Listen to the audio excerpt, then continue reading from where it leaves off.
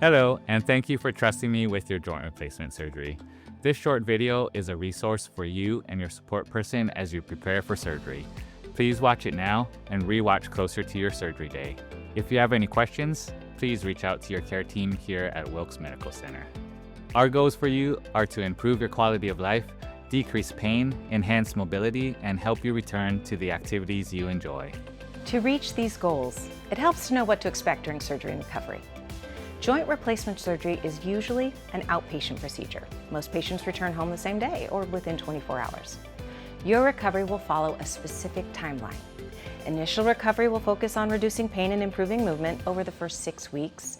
Full recovery is generally within 3 to 6 months, depending on the type of joint replacement and individual factors.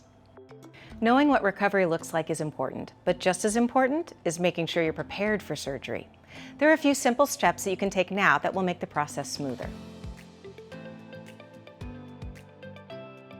Please create your patient portal account. It's an easy way to connect with your care team and complete questionnaires that are needed. Setting up your portal is just one of the things to take care of ahead of time. Here are the other key steps you'll need to complete before surgery.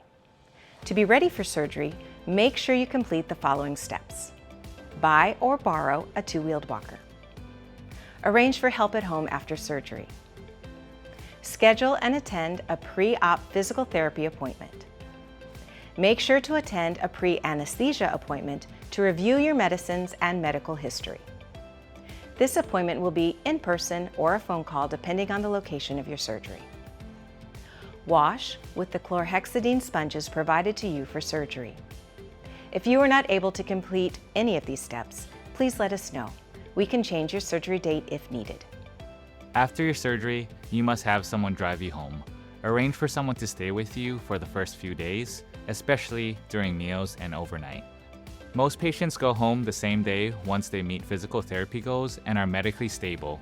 Discharge to a skilled nursing facility is rare and depends on medical needs and insurance approval after surgery. Along with arranging support, there are a few things you can do to prepare your home environment that will make recovery smoother. Put away slippery rugs. Prepare and freeze meals ahead of time. Clear pathways and remove cords to prevent tripping. If you have pets, arrange for someone to help with their care. Pets can get underfoot and cause accidental falls.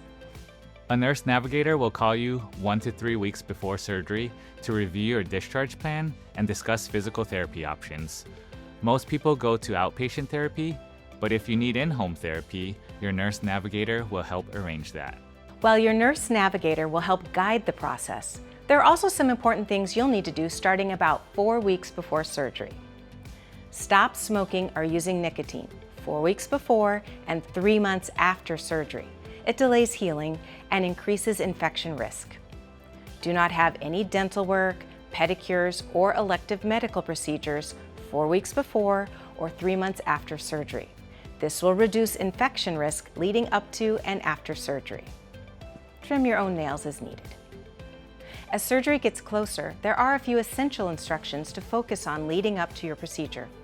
Use the chlorhexidine sponges to wash your body 3 days before and on the day of surgery. Follow the specific instructions provided in your folder.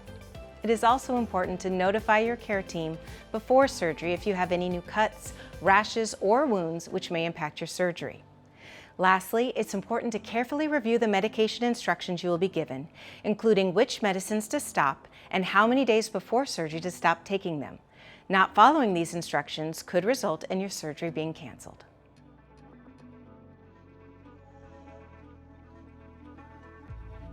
On the day of surgery, it is important to follow these instructions carefully. You may drink clear liquids up to 2 hours before arriving at the hospital, but you should not drink any liquids on the way to the hospital. Not following these instructions may result in your surgery being canceled. Once you arrive on the surgical floor and your surgery is complete, your safety is our top priority. Please use your call button anytime you need to get out of bed.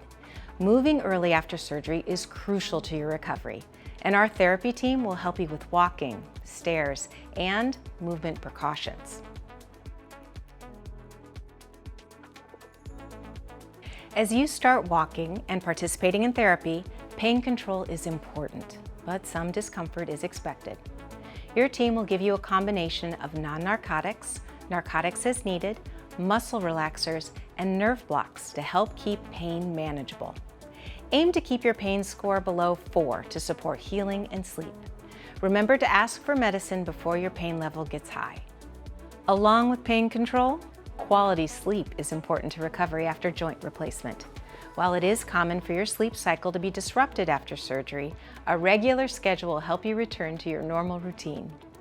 To help with both pain and swelling, cold therapy and elevation are simple but very effective tools. Hip replacement patients should apply ice packs as needed, and knee replacement patients will be provided an ice machine, which is important for recovery. To further reduce swelling, elevate the affected joint above the level of your heart whenever possible, especially in the first few weeks after surgery. After surgery, you'll have a waterproof bandage.